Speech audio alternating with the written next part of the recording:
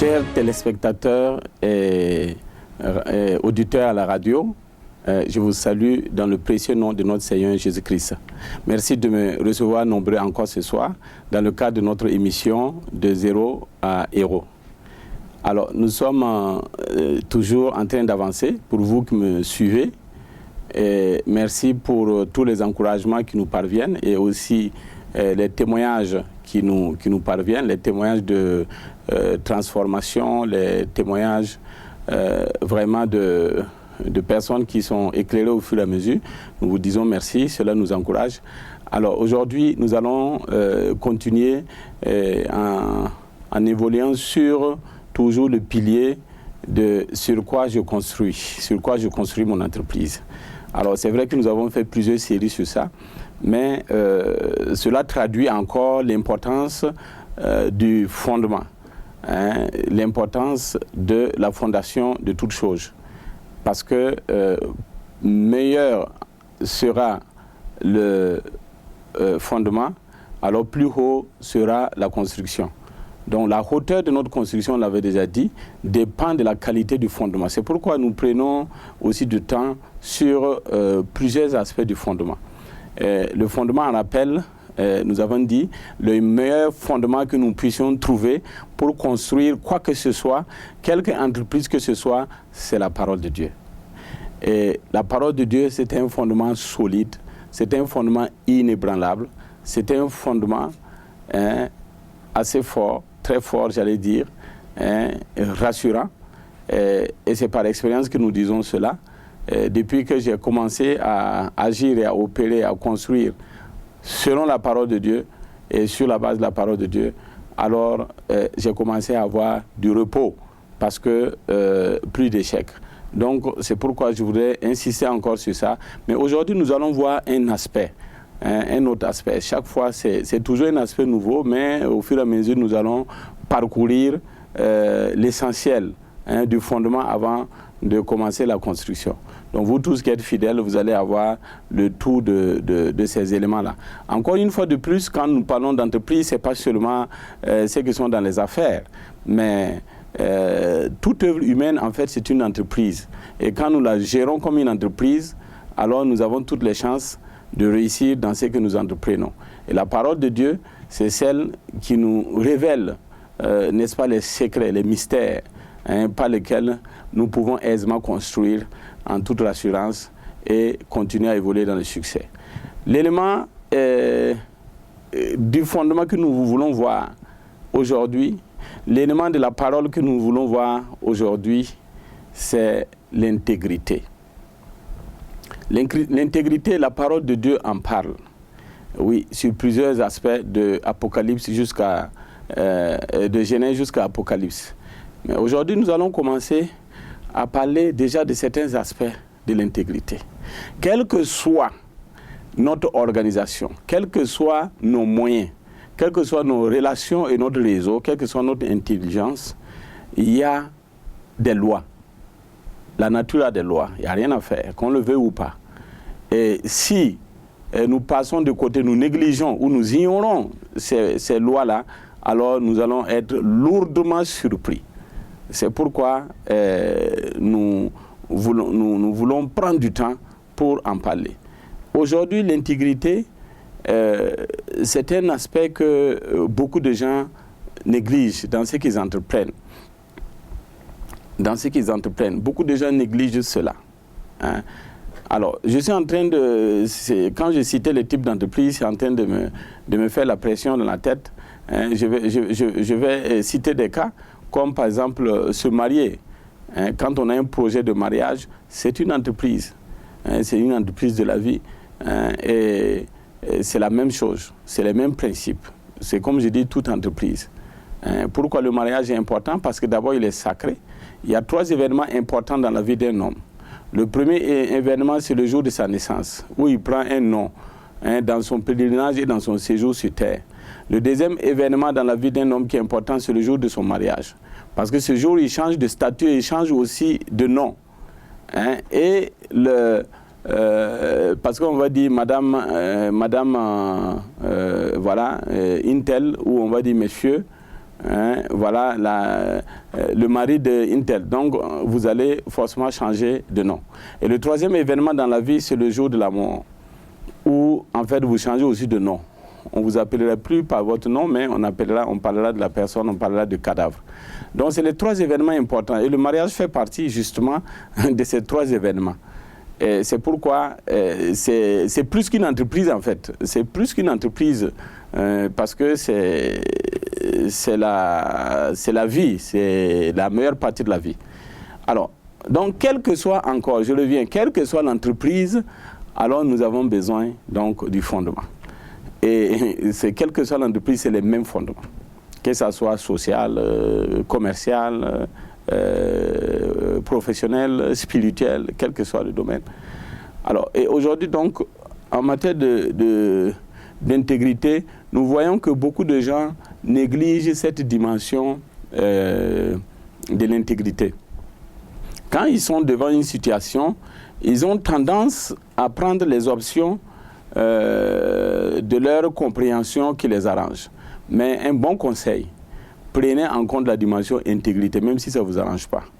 Même si cela fait mal quelque part, cela vous sauve la vie. Cela vous évite des pleurs et des grincements de dents inutiles après. Et là, c'est par expérience que je suis en train de vous parler. Et nous allons aussi rentrer dans la parole de Dieu. La parole de Dieu, je vais directement aller, je crois, dans la parole de Dieu, dans Genèse 17, à partir du verset 1.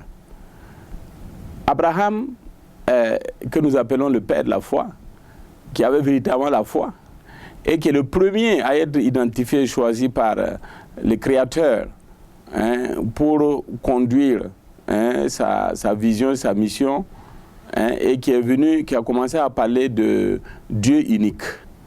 La religion monothéiste est venue par là. Et ce Abraham-là, à qui Dieu a promis toutes les bénédictions, a perdu énormément de temps pour la simple question de l'intégrité. Dieu a appelé Abraham pour une mission noble sur toute l'humanité et pour toute l'humanité. Et Abraham a atteint un âge avancé, sa femme aussi, et n'avait pas de temps, il n'avait pas d'enfant. Alors que ce même Abraham, Dieu l'a montré les étoiles et lui a dit, si tu peux compter le nombre des étoiles, tu pourras compter le nombre de ta postérité. Il est allé même pour lui parler du sable, le sable au bord de la mer, en lui disant que si tu peux compter tous les sables qui est là, les grains de sable qui est là, tu pourras connaître le nombre de ta postérité. Tellement ta postérité sera grande. Dieu a dit, de toi, Abraham, sortiront plusieurs nations. Et dans cette situation, ça c'est la promesse de Dieu à Abraham. Abraham l'a entendu de la bouche de Dieu. Il a entendu, et ce n'est pas n'importe qui a parlé, c'est le Créateur lui-même, celui qui crée ses vies et ses enfants, qui lui a dit, voilà, toi tu seras donc le père de plusieurs nations. Et Abraham, ayant entendu cela, attendait bien sûr que cela s'accomplisse. Et voilà qu'il prenait de l'âge, sa femme aussi, jusqu'à... la femme avait dépassé la ménopause. Lui aussi, il avait dépassé vraiment l'âge où on enfante normalement. Donc, la question c'était que, mais qu'est-ce que Dieu a effectivement dit? Qu'est-ce que Dieu a réellement dit? Et qu'on ne voit rien de tout ça se passer.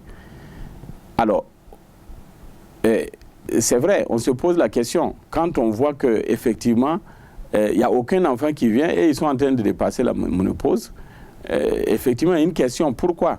Alors que Dieu l'a bien dit. Mais il n'y a rien qui vient. Rien de ce que Dieu dit vient. Rien de ce que Dieu avait dit était en train de se produire. Il ne voyait pas ça se produire. De la même façon, nous vivons, beaucoup de gens vivent ces situations-là. Ils sont bénis. Dieu les a bénis. Ils ont des bénédictions pour eux. Il y a énormément de bénédictions dans leurs mains, dans leur environnement. Ils ont tout suspendu au ciel pour eux. Mais ça ne tombe pas parce que Dieu attend d'abord. Dieu croise les bras et il attend parce que la personne n'a pas rempli les conditions pour recevoir les bénédictions. La personne n'est pas encore rentrée dans son statut d'être digne de recevoir ces bénédictions. La personne n'a pas encore, mérité justement ces bénédictions-là, ces promesses de Dieu. Quand Dieu nous fait une promesse, c'est pour quelque chose. Il y a quelque chose que Dieu s'appuie pour vous donner des bénédictions.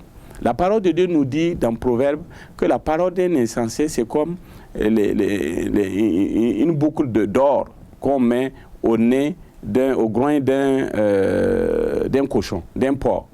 Quand on met de l'or au nez d'un porc, c'est de l'or, des boucles de bijoux en or, justement au groin d'un porc. Qu'est-ce qui va se passer? Dès que vous finissez de faire ça, de lui mettre ça, alors il va courir dans la boue, il va foutre l'or dans la boue. De la même façon, vous n'allez pas aller donner 100 millions à un fou qui est assis sur une poubelle. Donc Dieu, de la même façon, il nous regarde et il regarde tel que nous sommes et tel que nous sommes à ses yeux. Il regarde si nous sommes dignes ou si nous sommes capables de gérer ce qu'il nous donne. Parce que notre Dieu, c'est un Dieu d'ordre et c'est un Dieu qui ne perd pas et qui gagne toujours. Donc, il veut s'aimer et investir là où ce qu'il va passer va effectivement glorifier son nom. Alors, si tu es de telle sorte que si Dieu place quelque chose de précieux dans tes mains, alors tu vas jeter ça dans la poubelle, dans l'eau, alors sois tranquille, alors tu ne recevras pas ça de la main de Dieu. Et on peut voir ça dans le livre de Jacques. C'est ce qui est arrivé à Abraham aussi. Dieu a promis, mais Abraham était donc dans cette situation où il ne voyait pas venir et il ne comprenait pas. Jusqu'à ce verset-là où Dieu va intervenir à ce verset, je dis Genèse 17, à partir du verset 1. Lorsque Abraham fut âgé de 99 ans, c'est l'âge d'Abraham, l'Éternel apparut à Abraham et lui dit, « Je suis le Dieu Tout-Puissant. Marche devant ma face et sois intègre. » Marche devant ma face et sois intègre. Voici ce que Dieu lui a dit. Alors, et c'est justement cette intervention de Dieu qui clarifie pourquoi Abraham, malgré les fortes promesses de Dieu depuis longtemps, ne voyait pas un seul iota se réaliser dans sa vie. C'est parce que, tel qu'il vivait, alors il ne pouvait pas du tout bénéficier, il n'était pas digne de recevoir cette grâce d'être la source de plusieurs nations de Dieu. Alors, mais comme Dieu exécute toujours, il veille sur sa parole pour l'exécuter. Alors dès qu'il parle, alors il l'exécute. Ce que sa bouche dit, alors sa main l'accomplit. Et comme sa bouche l'a dit, c'est pourquoi il est venu à Abraham pour attirer son attention sur les conditions que Abraham doit remplir avant que justement ses promesses ne puissent s'accomplir. Parce que Dieu tient à ce que sa parole s'accomplisse. C'est pourquoi il a dit à Abraham, voilà, toi, rentre maintenant dans les conditions afin que je puisse accomplir ce que j'ai promis. Et quand il a dit, marche devant ma face et sois intègre. Alors, il a continué, Dieu a continué à parler, j'établirai mon alliance entre moi et toi et je te multiplierai à l'infini. Il ajoute, voilà, je te multiplierai à l'infini. Et c'est là maintenant qu'Abraham s'est rendu compte du fait qu'il n'était pas dans la volonté de Dieu. Et Abraham tomba sur sa face et Dieu lui parla en disant, il tomba sur sa face et Dieu lui parla en disant, voici mon alliance que je fais avec toi. Tu deviendras père d'une multitude de nations. On ne t'appellera plus Abraham, mais ton nom sera Abraham, car je te rends père d'une multitude de nations. Je te rendrai fécond à l'infini, je ferai de toi des nations et des rois sortiront de toi. J'établirai mon alliance entre moi et toi et tes descendants après toi, selon leur génération. Ce sera une alliance perpétuelle en vertu de laquelle je serai ton Dieu et celui de ta postérité après toi. formidable. Je te donnerai à tes descendants après toi le pays que tu habites comme étranger, tout le pays de Canaan. Alors, donc, quand le verset 9, Dieu dit à Abraham, toi, tu garderas mon alliance et toi et tes descendants après toi selon leur génération. Alors, à partir de là, Abraham a compris. Et nous aussi, sur la base de cette parole, nous devons comprendre que nous sommes bénis. Dieu, dans son amour, nous a fait apparaître sur cette terre pour un but. Dans son amour, il nous a bénis. Et il travaille à nous réconcilier avec lui-même, afin que nous puissions retrouver notre gloire à travers lui, parce que c'est lui la gloire. Alors, c'est pourquoi la parole de Dieu nous dit dans Éphésiens 1, verset 4, verset 3, Éphésiens 1, verset 3, que nous sommes bénis de toutes sortes de bénédictions spirituelles dans les lieux célestes en Christ. Alors, nous sommes bénis, les bénédictions sont là, mais nous devons comprendre qu'il y a des conditions, il y a des lois pour que nous puissions bénéficier de ces bénédictions. C'est l'intégrité. Pour Abraham, vous avez vu, il a dit intègre, sois intègre. Marche devant moi, ne marche pas ailleurs, marche devant moi. C'est pas la peine de marcher devant les voleurs, c'est pas la peine de marcher devant les escrocs, c'est pas la peine de marcher devant le monde. Il faut pas marcher devant les démons, il faut pas marcher devant les escrocs et autres. Il faut pas marcher devant ces gens-là. Il faut marcher devant Dieu. Il faut marcher devant la parole de Dieu, dans la parole de Dieu, et soit quoi? Soit intègre. Et tout vient. Nous allons prendre un autre exemple, toujours dans la parole. Là, je vais prendre Josué.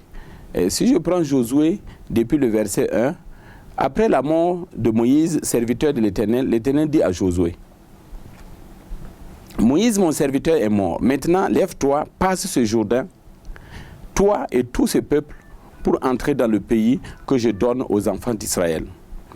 Tout lieu que tu fouleras la plante tout lieu que foulera la plante de votre pied, je vous le donne comme je l'ai dit à Moïse. Vous aurez pour territoire depuis le désert de Liban jusqu'au grand fleuve. Donc, il a délimité tout le territoire. Mais le verset 5 dit, Dieu dit à Josué, nul ne tiendra devant toi tant que tu vivras. Je serai avec toi comme j'ai été avec Moïse.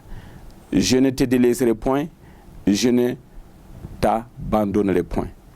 Alors, je voulais insister sur ce verset 5 de Josué 1. Nul ne tiendra devant toi. Ça, c'est Dieu qui a parlé. C'est Dieu lui-même qui a parlé. Il dit, nul ne tiendra devant toi, Josué. Il a ajouté que tant que tu vivras, nul ne tiendra devant toi. Il a ajouté encore, je serai avec toi. C'est parce que je serai avec toi que nul ne tiendra devant toi. Et il a encore ajouté, je ne te laisserai point, je ne te délaisserai point.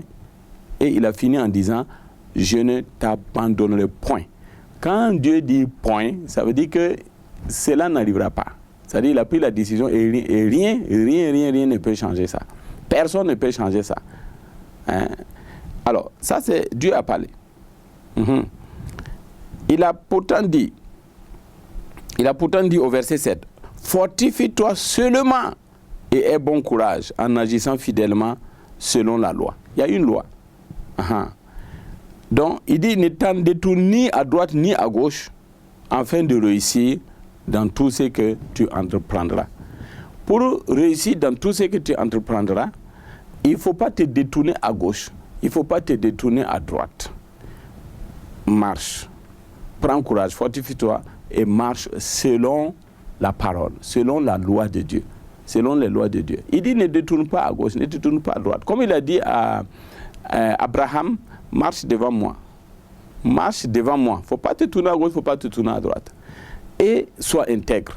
Ici aussi, c'est le même avertissement que Dieu a donné à Josué. Et c'est le même avertissement qui nous dit à nous tous, simplement. Hein, et pour que nous soyons heureux, j'allais dire heureux, hein, pour dire ensuite héros, nous avons besoin véritablement, hein, de prendre en compte ces lois-là, de marcher selon ces lois. Il n'y a pas une autre méthode. Ça ne marche pas. Autrement, ça ne peut pas marcher. Ce n'est pas plus compliqué que ça. Alors, vous voyez, le même Dieu qui a dit là, hein, voilà, il a dit, ni ne tiendra devant toi, je serai avec toi, je ne te délaisserai pas, je ne t'abandonnerai pas. Mais il dit seulement, il ne faut pas te détourner à gauche, il ne faut pas te détourner à droite. Marche selon la loi. C'est ça.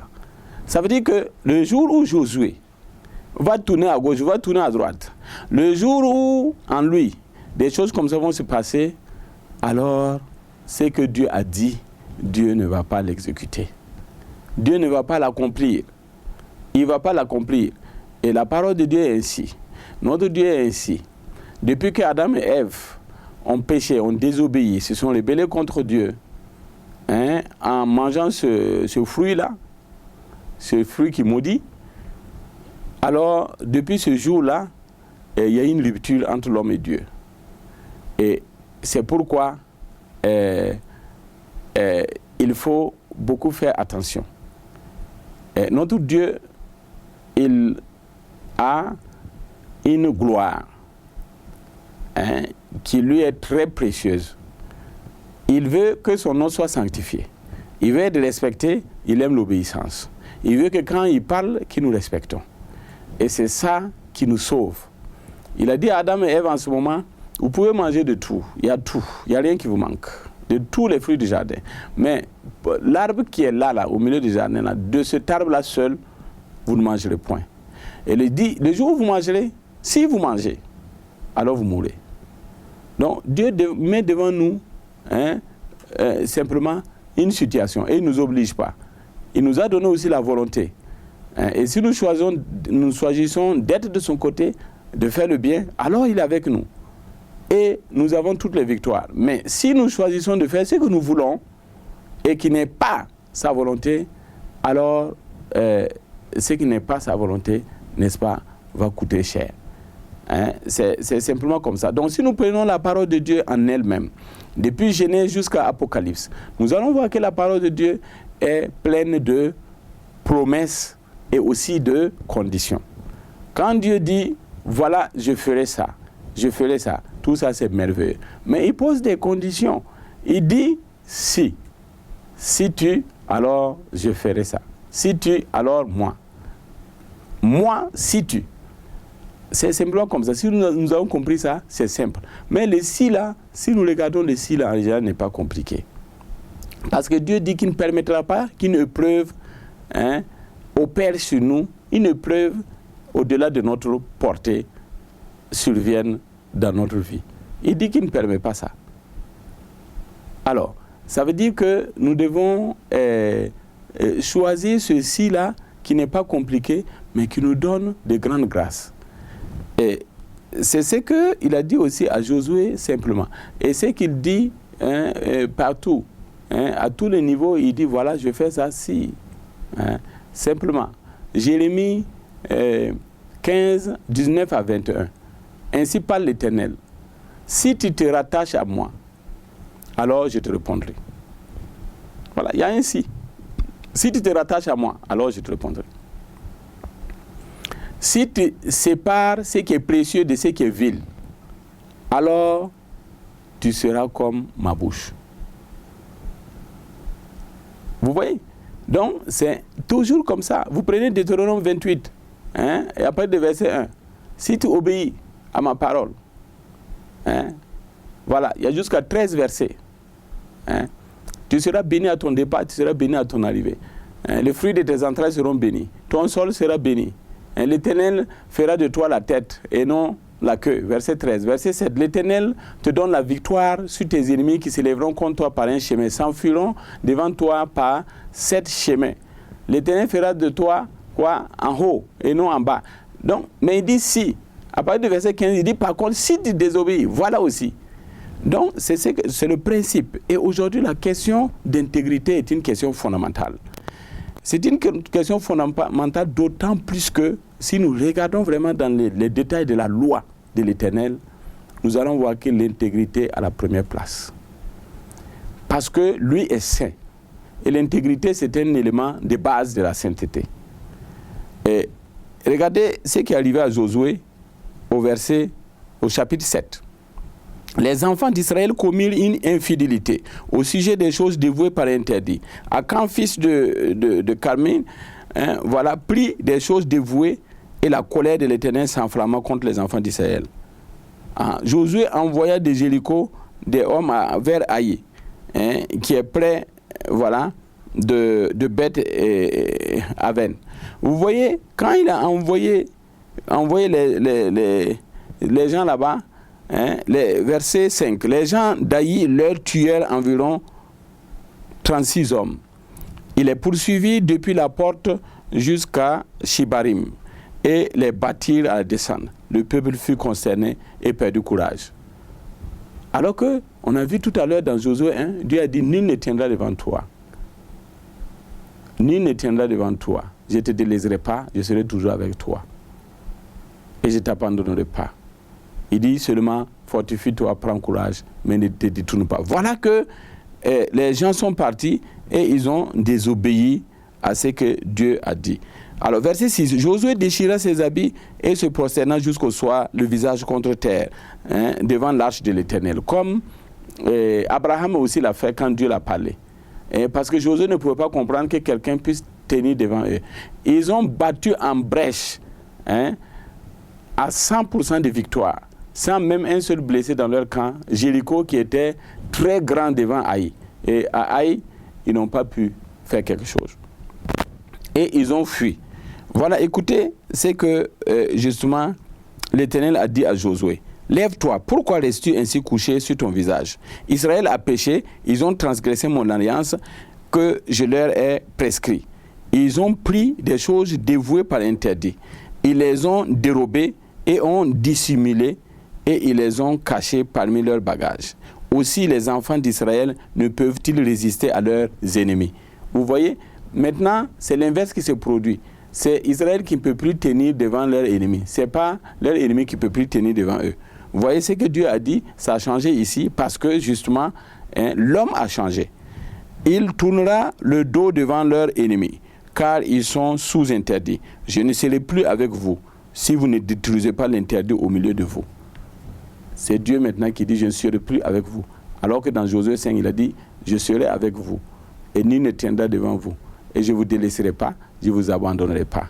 Et voilà, il dit, je ne serai plus avec vous. Parce qu'il n'est même plus avec eux. C'est pourquoi on les a frappés, on a tué beaucoup, ils ont fui. Pourquoi? Parce que les conditions de Dieu, simplement, les conditions d'intégrité n'ont pas été appliquées. Dieu a dit, voilà la loi, il faut respecter. Sois intègre dans la loi. Marche devant moi et sois intègre dans la fidélité, dans la parole. Et vous voyez ce qui est arrivé. Et c'est ce qui arrive. Maintenant, nous allons revenir à nous. C'est ce qui arrive à beaucoup, à la majorité. C'est ce qui arrive. Parce que dans certaines situations, à un moment donné, l'homme rentre facilement dans la compromission. On pense bien faire, on pense gagner en jonglant, en trichant, alors qu'on ne sait pas qu'on ouvre la porte grandement au destructeur et en même temps, on éloigne de nous le constructeur qui est attaché à cette intégrité-là. Dès que l'intégrité diminue en toi, la présence de Dieu diminue en toi. Dès que l'intégrité commence à augmenter en toi, alors tu commences à t'approcher de la présence et de la gloire de Dieu. Et je vais justement te faire un témoignage personnel. À un moment donné, j'étais en train de prier. Et justement, non pas en train de prier, j'étais même en train de méditer. Juste, je suis entré en moi-même et j'étais en train de réfléchir à ma vie, à certaines choses dans ma vie. Et je me suis rendu compte des pratiques qu'on faisait à l'époque. J'en parle parce que c'est un témoignage. C'est un témoignage qui m'a totalement délivré au niveau professionnel et au niveau de mes affaires. Vous savez, beaucoup de gens font ça. Quand nous commandons, je parle au niveau de la société à l'époque. À l'époque, quand nous commandons des affaires, et c'est souvent même les fournisseurs, ils nous demandent, quand vous faites les factures là, d'habitude quand on commande avec nous, on nous demande de changer les factures, de changer le montant des factures. Par exemple, vous commandez du matériel de 50 millions, alors le fournisseur vous dit voilà, je peux vous faire une facture de 25 millions, de 20 millions. Puisque la douane va facturer sur le montant total de la facture qu'il va avoir en douane. Et maintenant, c'est ce qui se passe. Eux-mêmes, bon, on ne savait pas, c'est eux-mêmes qui ont commencé à nous parler à l'époque que non, beaucoup de gens qui commandent, on ne fait pas parce que la douane c'est cher, voilà, il faut voir les factures. Et quand je suis rentré en moi-même, ça c'est une expérience forte que je partage. C'est pas simple, mais du moment où ça peut être utile. J'ai fait une analyse simple et je me suis rendu compte que tout le matériel que nous avons commandé en faisant ces tripatouillages-là sur les factures, ou du moins arriver à la douane, on essaie de faire des arrangements pour ne pas payer beaucoup de choses comme ça. Alors nous nous sommes rendus compte que tous les matériels, tous les projets concernés par ces matériels-là ont finalement eu des sérieux problèmes. Quand je dis des sérieux problèmes, c'est pas qu'on n'a pas souvent, on a déployé, après le paiement, c'est difficile. Il y a des moments où on a payé même, et après, il y a toujours des problèmes, il y a toujours des difficultés. Mais je vais dire, à long terme, on a toujours perdu. Et je me suis assis et j'ai pris tous les dossiers, toutes les factures, et tous les projets avec lesquels il y a eu un manque d'intégrité dans le traitement de chaque étape. Et j'ai suivi le projet jusqu'au moment où j'étais. J'ai trouvé que 100% de ces projets étaient des projets à problème. Des projets qui m'ont fait courir, qui m'ont créé des sérieux problèmes. Et d'autres, je m'en suis pratiquement pas sorti. Alors, pour dire que je suis sorti de là totalement à perte. Maintenant, quand j'ai réalisé ça, j'ai dit, mais pourquoi faire ça? Pourquoi faire ça alors si je sais que finalement, à long terme, je ne gagne pas? Bon, sur place, je peux dire, bon, j'ai gagné 10 millions, j'ai gagné 15 millions. Mais si je vois que je les perds totalement et je perds beaucoup d'argent après, et ça, je peux dire, c'est sur tous les projets systématiquement. Ça, c'est la vérité que je suis en train de vous dire. Et depuis lors, alors, j'ai pris la décision de marcher dans l'intégrité totale, même dans les affaires. Alors, quand le fournisseur fait ses factures, alors c'est ces factures qui sont présentées à la douane. Si c'est présenté à la douane, c'est les taux que la douane va sortir dans les machines. C'est ce taux-là que nous payons, voilà, nous payons et nous sortons tout comme cela se doit, selon la loi humaine. Voilà. Et nous nous rendons compte maintenant que tous les projets qui ont fait suite maintenant à ce matériel où nous avons travaillé avec intégrité sur toute la ligne, avec les services de douane, avec les services des impôts, avec tout le monde, nous nous sommes rendus compte que alors il n'y a plus de problème. Même quand un problème venait, alors il y a une solution qui vient d'ailleurs et qui règle tout cela. Et c'est une grande découverte que nous avons eue. Et beaucoup de gens pensent, en jonglant par-ci, en jonglant par-là, on gagne quelque chose, on économise quelque chose. Mais en réalité, on ouvre la porte aux démons. Parce que le vol, c'est bien de Satan. Jean 10, 10. Lui, Satan, il vient, c'est un brigand. Le démon, c'est un brigand. Il vient pour égorger. C'est ce que Jean 10, 10 dit. Il vient pour dérober, pour égorger, pour détruire. C'est ça, pour dérober, parce que c'est un voleur. Donc, si nous mettons des choses volées, des choses objets de tricherie dans nos affaires, tu as 10 millions, tu as pris 100 francs que tu as triché, mettre dedans, alors les 100 francs là, ça devient un virus, ça devient un microbe pour tes 10 millions. Ils vont bouffer, ça devient un cancer, il va bouffer tes 10 millions. Alors, c'est ça véritablement l'intégrité. Nous sommes allés dans la parole, mais je suis en train de vous parler des choses pratiques. Je vais vous donner un autre témoignage. Il y a une année, nous étions là, nous avons reçu un courrier du service des impôts. Et Et on n'a jamais reçu ce courrier-là. Maintenant, ils disent c'est la brigade. Ah, on ne sait pas ce que c'est. Alors donc, nous les avons appelés, ils disent non, qu'ils doivent venir nous visiter, ils doivent faire un redressement. Je dis ah bon, ok, il n'y a pas de problème. Et quand ils sont arrivés pour le redressement, ils disent qu'eux, ils veulent un endroit et tout, ils doivent rester là durant, voilà, que ça peut prendre même 3 mois. Mais eux, ils doivent avoir accès à toute la comptabilité, tous les dossiers de la comptabilité. Bon, on n'a jamais vu ça. Alors, mais ils disent que c'est comme ça. Alors, j'ai dit, ben, soit, faites votre travail. Et dès qu'ils ont commencé à travailler, alors, mes collaborateurs de la comptabilité sont venus me voir qu'on ne doit pas laisser les dossiers comme ça parce que eux là, c'est pas comme ça que ça fonctionne. J'ai dit comment ça fonctionne? Que non, qu'il y a des choses qu'ils ne doivent pas voir. J'ai dit ah non, ça ne sera pas ici. Ils doivent tout voir. Et moi, ça sera l'occasion pour moi de connaître aussi mes failles, de connaître aussi mes erreurs, de me corriger pour être en règle. Et puis pour moi, parce qu'en fait, la loi, souvent, quand on regarde la loi, on pense que la loi est trop dure. Mais en fait, la loi est là pour nous aider. Elle est là pour nous aider. Quand on est en conformité avec la loi, nous nous rendons compte à terme, je dis bien à terme, que cela nous donne la paix. Cela peut nous éviter beaucoup de choses. J'ai dit non, laissez-les travailler. Bon, pour le résumer, ça n'a pas été facile parce que il y a des choses, effectivement, que la comptabilité savait qu'on n'était pas en règle. Et tout. J'ai dit non, laissez-les faire leur travail.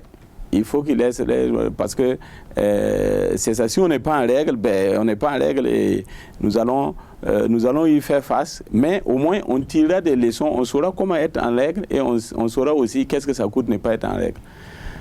Et quand ils ont fini leur travail, pour vous citer autre chose, il y avait une armoire qui était là. Et là-bas, je ne sais pas qu'est-ce que la comptabilité avait mis dedans. Ils avaient dit non, eux là, ils ont dit qu'ils n'avaient pas la clé. Donc, les messieurs des impôts sont venus me dire qu'ils ont fini tout le travail, sauf cette armoire-là qu'ils n'ont pas vue. Et ils ont besoin de voir dedans. Mais ils disent qu'il n'y a pas la clé, il n'y a pas de clé. Alors, je suis sorti, j'ai appelé les gens qui cassent là. J'ai dit casser, voilà, devant eux, devant les gens des impôts. Et c'est là que les messieurs là, mes collaborateurs sont venus dire non, en fait, que c'est parce qu'eux là, ils ne veulent pas. Ils ne voulaient pas. Et la clé là est avec eux. J'ai dit, mais vous ouvrez, sinon je vais faire casser. Donc c'est comme ça que nous avons travaillé et ils ont tout fait leur travail. Ils ont mené la situation. C'est vrai que c'était une grande leçon pour nous. Et la leçon est formidable. C'est vrai que par derrière, ce qu'il faut payer, c'est important. Mais au moins, ça nous a permis d'avoir toutes nos failles. Mais même là, regardez ce que le Seigneur a fait comme miracle. Quand ils ont déposé, j'ai dit bon, là, ça veut dire quoi? Parce qu'on ne peut pas payer ça, et on n'a pas la possibilité de payer ça. Hein? Mais est-ce qu'il faut, ça veut dire qu'il faut fermer l'entreprise ou faut faire quoi? Parce que nous aussi, parce qu'il y a des employés, il y a des gens qui sont là, qui vivent de ce que nous faisons, et plus nous travaillons, des choses vont aller aux impôts, même si ça ne part pas entièrement, et à la douane et partout, et en tout cas, on participe au développement national d'une façon ou d'une autre. Mais ça, si vous voulez qu'on paie ça, ça ne peut pas aller. Donc, ils sont allés, ils ont regardé. Je peux vous dire, en toute honnêteté, jusqu'à là, nous n'avons rien parlé de quoi que ce soit. La première fois qu'ils sont venus, quand ils se sont installés, c'est que nous faisons d'habitude aux gens que nous recevons, les clients, les personnes extérieures, je les ai payé une bouteille de la fille que j'ai posée sur leur table pour qu'ils boivent, c'est tout. C'était vraiment tout. Mais ils sont venus me dire une chose. Ils ont dit que depuis, il y a un qui était dans l'équipe, il dit que ça fait 25 ans, lui, il travaille à cette position. Il travaille aux impôts. Il dit que lui, qui n'a jamais rencontré une entreprise où le DG les laisse ouverts, transparents, les laisse accès à tout, qu'ils ont vu des dossiers, ils ne pensaient pas qu'on allait les laisser voir ces dossiers-là, tout. Que c'est la première fois qu'ils voient ça. J'ai dit, et ils disent qu'à cause de ça, ils vont me conseiller. Et ils ont convoqué une réunion avec mes comptables et ils ont pris les dossiers et nous conseillé. C'était pratiquement un enseignement. Mais on n'aurait pas eu ça qui nous a beaucoup protégés. Et puis pour les fois à venir. Et c'était vraiment formidable. Mais voilà le miracle qui s'est produit. ils disent qu'ils vont transmettre, à moins que j'écrive à la direction générale des impôts, ainsi de suite et tout. Je ne connais personne là-bas et dans tous les cas, les écrits, ce n'est pas plus chose que les gens qui sont là. Hein. Et ils sont repartis et ils ont dit qu'à cause de vraiment cette transparence-là, ils ont encore fait une deuxième analyse. Ils ont fait une deuxième analyse et dans la deuxième analyse, ils se sont rendus compte qu'il y a certains aspects qui n'étaient pas aussi critiques comme ça. Mais bon, c'est que ça a diminué, ça ne nous a pas vraiment encore aidé. Et un jour, j'étais à midi en train au bureau, juste en train de prendre une petite pause, quand un verset m'est venu à la tête. Et le verset là, c'est dans Matthieu qui dit que si tu vas chez le magistrat avec ton adversaire, alors dégage-toi en chemin avant d'arriver. Sinon, alors on te jettera en prison. Et la parole de Dieu dit que tu ne sortiras pas sans avoir tout payé. Jusqu'au dernier petit, tu vas payer. Je ne sais pas pourquoi ce passage est venu, mais et je ne sais pas non plus qu'est-ce que le passage voulait dire, mais immédiatement, j'ai su que là où le problème était en train d'aller, c'était chaud. Parce que ce verset-là, il est assez spécial. Donc j'ai pris ma voiture, je suis allé directement, j'ai cherché le bureau, je suis allé là-bas. J'ai dit,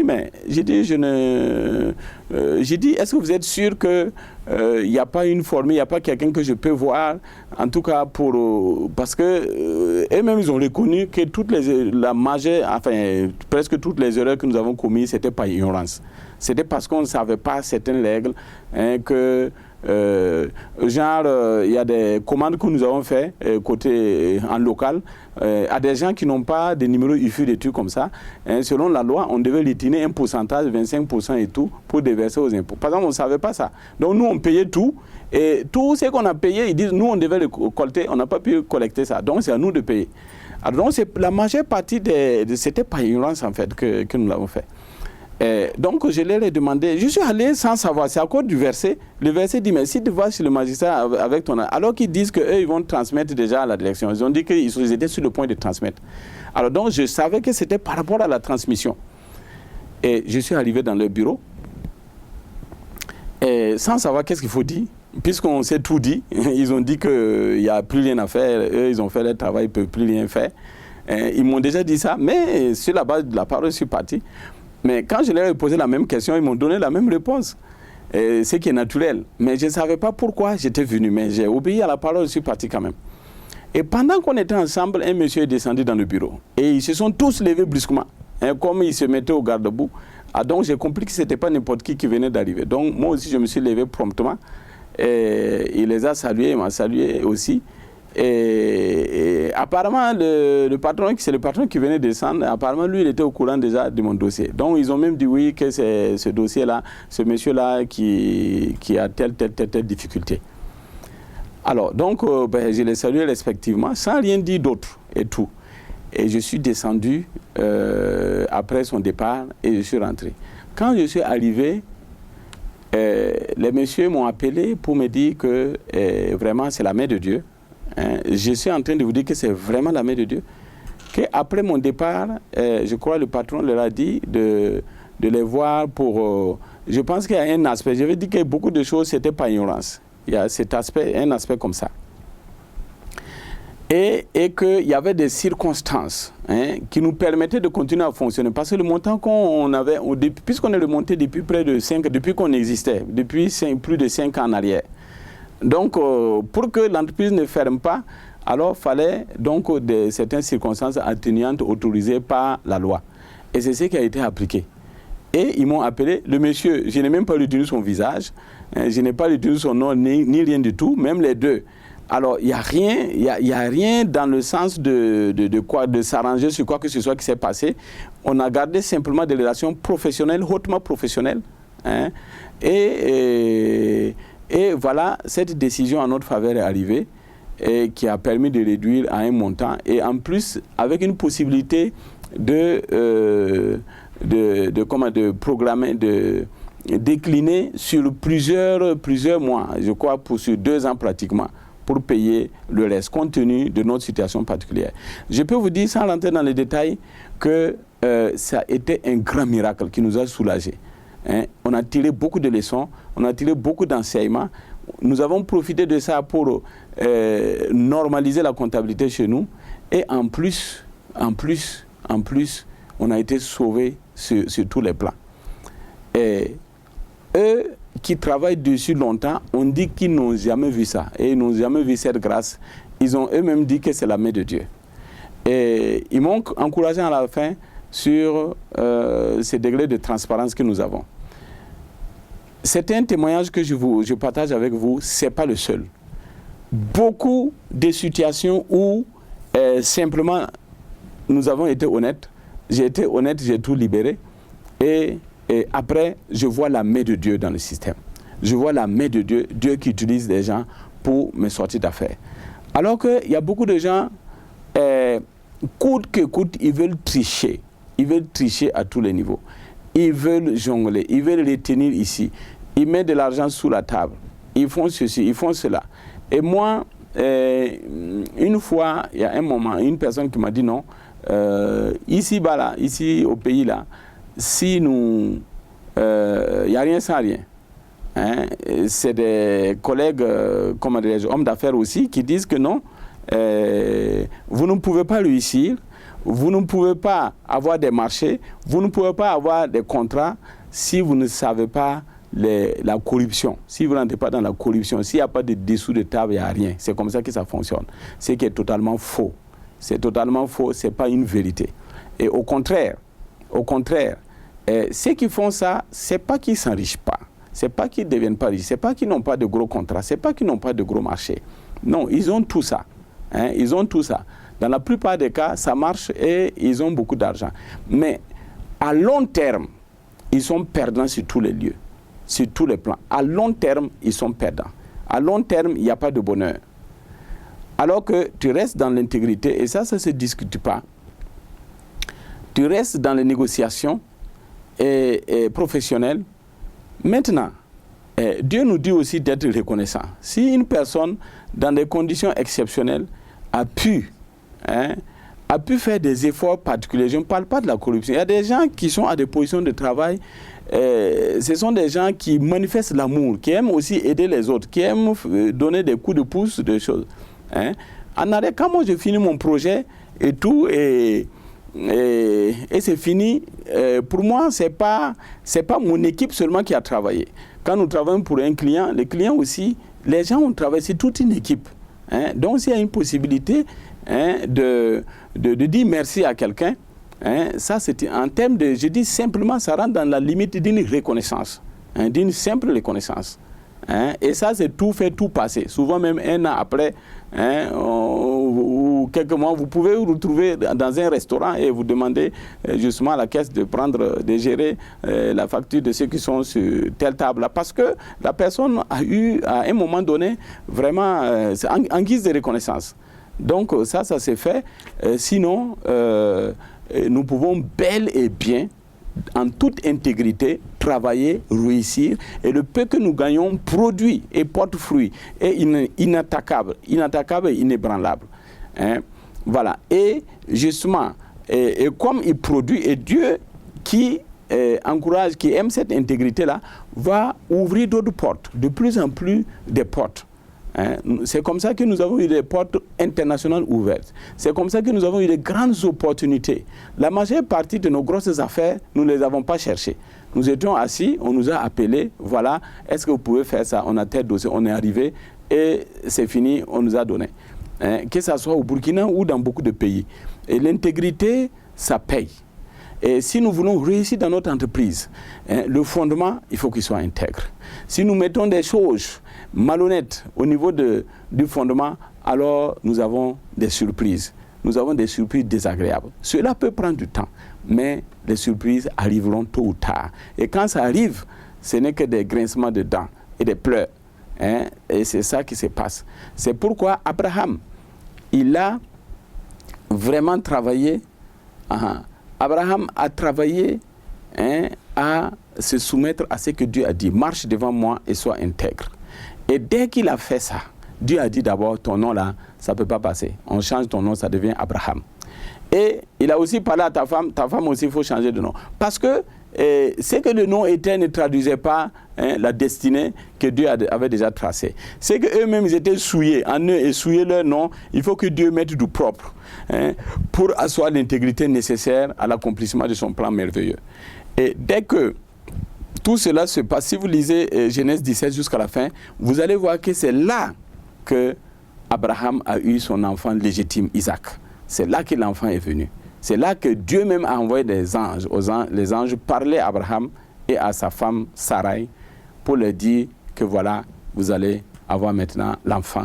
Et de cet enfant vont sortir plusieurs nations, comme il a promis.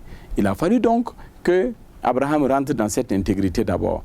Et après qu'il soit rentré dans cette intégrité, maintenant, la promesse divine s'est accomplie facilement. Mais avant, il vivait dans le désordre. Pendant que Dieu a dit, voilà, les étoiles que tu vois là, le nombre de tes enfants vont dépasser ça. Et pendant ce temps, il rentre, sa femme lui dit, va coucher avec la bonne pour qu'on puisse avoir un enfant parce qu'on est vieux. Et effectivement, il part pour avoir un enfant avec la bonne. Et avec cet enfant, il a ouvert toutes sortes de problèmes dans le monde jusqu'à aujourd'hui. Et c'est ça, ce désordre qui fait que Dieu dit que mais si toi, les actes que tu poses, c'est pour créer des problèmes à toi et aux autres, moi, je ne vais pas te bénir. Moi, je ne vais pas te donner les moyens. Je ne vais pas te donner le pouvoir pour en faire plus. Je vais t'abandonner comme ça. Et Abraham est sorti de là et il a vu la gloire de Dieu. De la même façon, à notre niveau, c'est pareil. Nous tous, c'est exactement comme ça. Nos bénédictions sont là. Et aussi, ce que nous voulons entreprendre, nous allons réussir. Comme Dieu a dit à Josué, tu réussiras dans tout ce que tu entreprendras. Mais si tu restes dans l'intégrité, dans la fidélité de la loi. Alors, donc, aujourd'hui, notre temps est en train de partir, mais je voudrais insister sur le fait que si tu veux vraiment entreprendre et réussir dans ce que tu entreprends, commence à penser intégrité. Commence à penser intégrité. Commence à intégrer dans ta marche, dans toutes tes voies, l'intégrité. Et c'est là que tu vas appeler la main de Dieu. C'est là que la manifestation de celui qui construit et que personne ne peut détruire. La manifestation de celui qui ouvre et que personne ne peut fermer. Et celui qui ferme et que personne ne peut ouvrir, peut intervenir. En ce moment, ce que tu entreprends, non seulement tu réussis, mais ce que tu entreprends devient éternel. Donc, de 0 à héros, tu ne pourras pas être un héros éternel si tu construis dans la malhonnêteté. Si tu ne prends pas cette dimension en compte, alors ce que tu construis s'écroulera certainement. C'est pourquoi je voudrais insister que maintenant, commence dans le fondement, dans tout fondement, à mettre en place l'intégrité. Fais comme moi. À un moment donné, je me suis arrêté pour être propre avec la douane, pour être propre avec les impôts, pour être propre avec même le feu au Carrefour, le feu rouge. Le feu rouge, quand il est rouge, il faut s'arrêter. L'intégrité, ça va jusqu'à ce niveau-là. C'est un style de vie à tous les niveaux. Et quand tu es dans l'intégrité, tu n'as pas de problème. Satan va te chercher, l'ennemi va te chercher, mais il ne pourra pas te prendre. Les gens vont poser des pièges contre toi, des complots contre toi, des accusations de toutes sortes. Quand tu es dans l'intégrité, aucune possibilité. Donc je te souhaite en tout cas beaucoup d'efforts dans ça et que Dieu te bénisse. À la semaine prochaine. Le numéro c'est le 75 71 53 53. À la prochaine fois.